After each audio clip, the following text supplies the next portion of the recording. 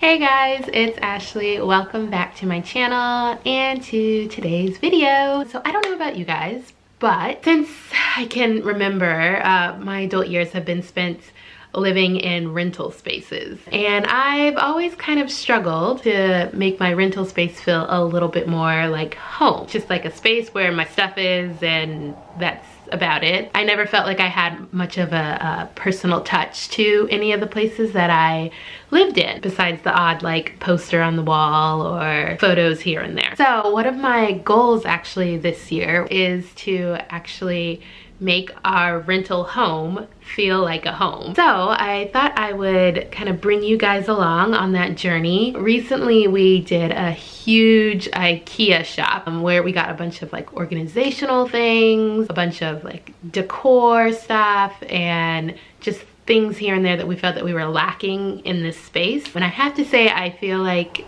it's finally looking and feeling like a home here, not just a space where we've thrown all of our stuff that we've accumulated while living here. It actually feels like, oh, people live here and this is their home. So I thought I'd share some tips coinciding with what we got from IKEA on how to make a rental space feel a little bit more cozy, a little bit more home-like. Bear in mind, I am no expert in any way. I'm not an interior designer. This is really just kind of me figuring it out as I've gone along, tips that I've pulled from other YouTubers, other actual like interior designer YouTubers, things that I've seen on Pinterest. Definitely not like an expert, but these are the things that I've found have helped make our rental space feel like more of a home. I have 4 things that I think could help if you live in a rental space, make it feel a little bit more personal, a little more homey, a little cozy. But before we get into it, if you're new here, hi, I'm Ashley.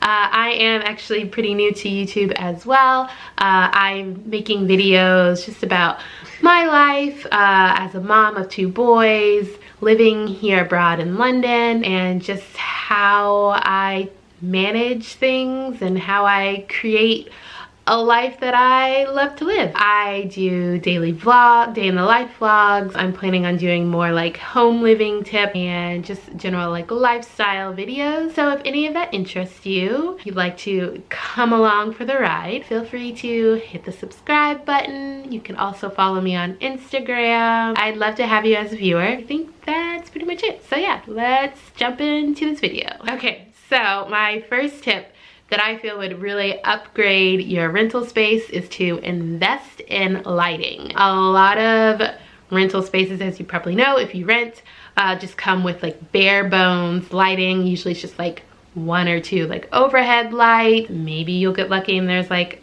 a lamp in a room somewhere, but usually it's just really like bare bones overhead lighting, and that doesn't really do much for creating any sort of like atmosphere, especially like in a bedroom or living space where you want it to be like kind of chill. You're always turning on this big bright overhead light. It kind of kills the mood a little bit. So I would say first things first is to invest in some lighting, so you can have some different lighting options to, you know, set the mood, whatever mood that is that you want to set. Getting some different lighting options can help make a room feel a little bit more inviting, a little more cozy. We definitely upgraded our space with the lighting options that we got. In our living room, we just had like these 2 sets of different like kinds of light bulbs on each side of the wall. One side was like kind of a warmer light bulb, and the other side was like fluorescent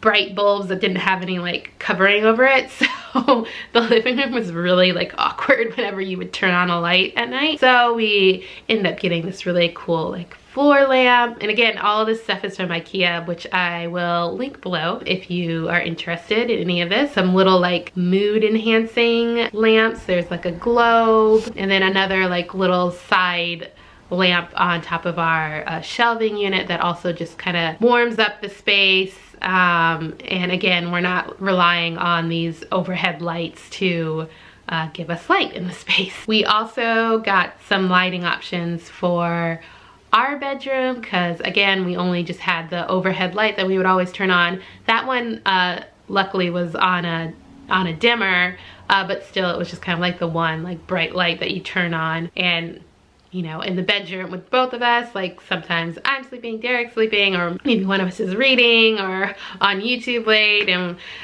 we don't want to have the like big overhead light shining down on us while we're trying to do things, and the other person's trying to go to sleep. So we got two little side lamps that really like nice set the mood, and they're bright enough that you can do stuff on your side but not so bright that you're bothering the other person. We also got a lamp for Mason's room, because again, all we had was the one overhead light that you would turn on, and it would like blow out the room, and it was just kind of annoying to have that if we go in late at night. If you need something, it's nicer. It was nicer to have just like a little side lamp that we can turn on rather than blowing out his whole room. So yes, first tip, definitely invest in some lighting to create more of an inviting space in your home. My next tip is to opt for more stylish storage solutions depending on your setup.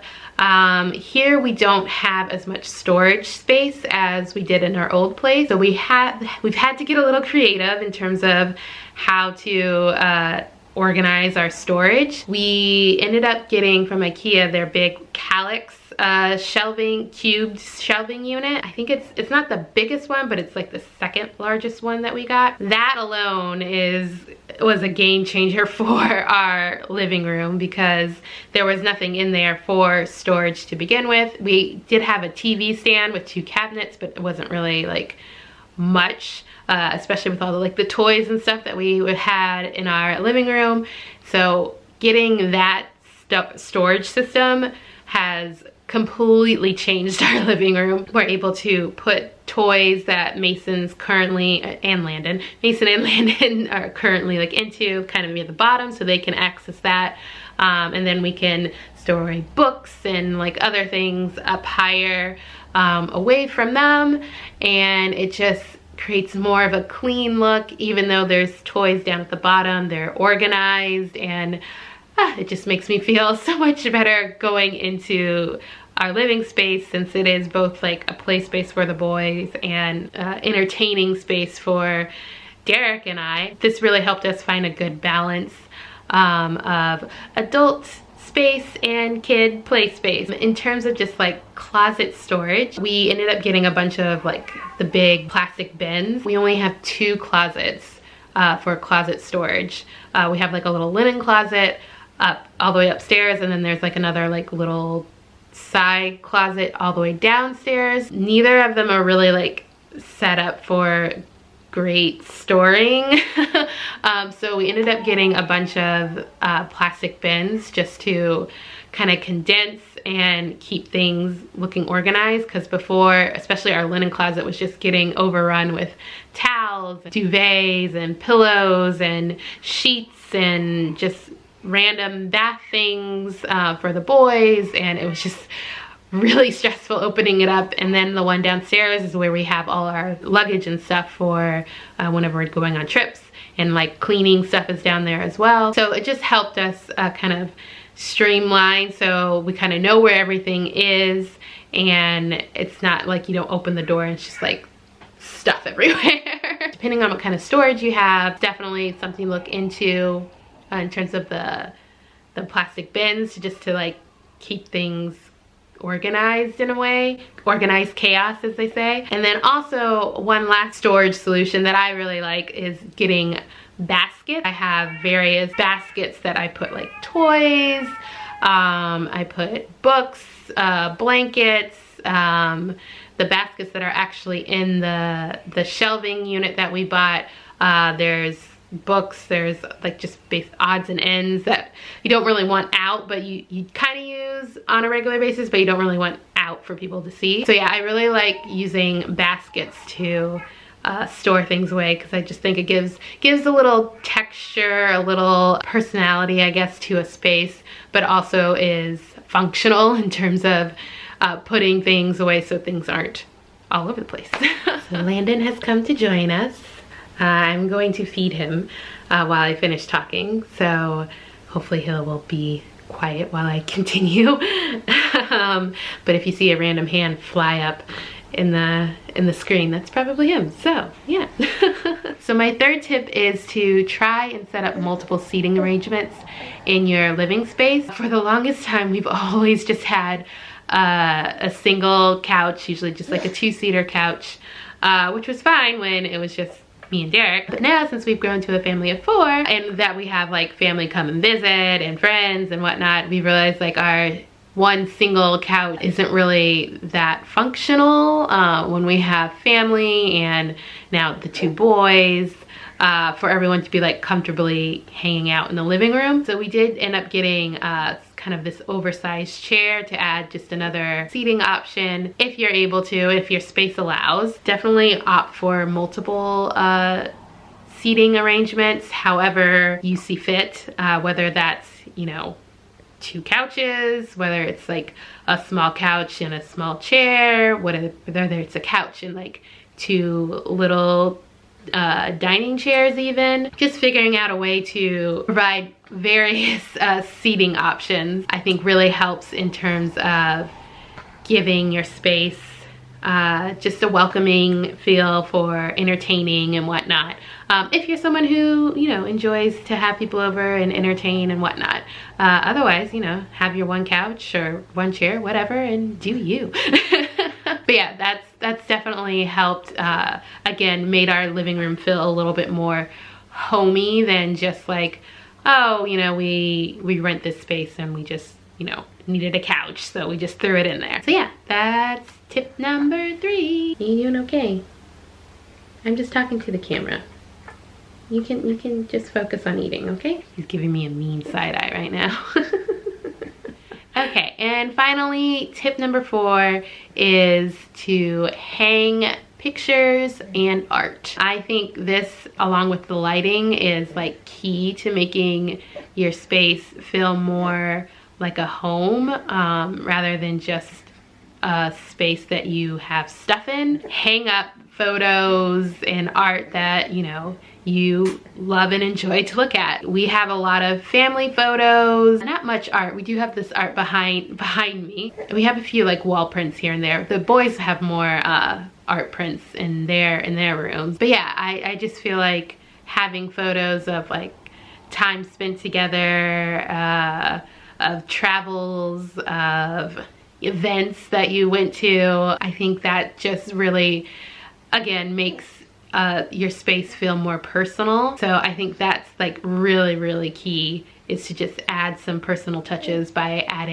hanging pictures and art or any sort of decor that has like sentimental value to you. So yeah, that is it for this video. Like I said, really quick tips on how to, you know, personalize your rental space. Yeah, I hope you enjoyed. I hope you got something out of it, maybe a little bit of inspiration to upgrade your rental space, or just some ideas to make it feel a little bit more personal. Yeah, let me know in the comments what you thought, or if you have any other like tips or things that you've done to make your rental space feel a little bit more unique to you. Definitely let me know in the comments. That's pretty much it for this video. Thanks again for watching, and I will catch you guys again in my next one. Bye!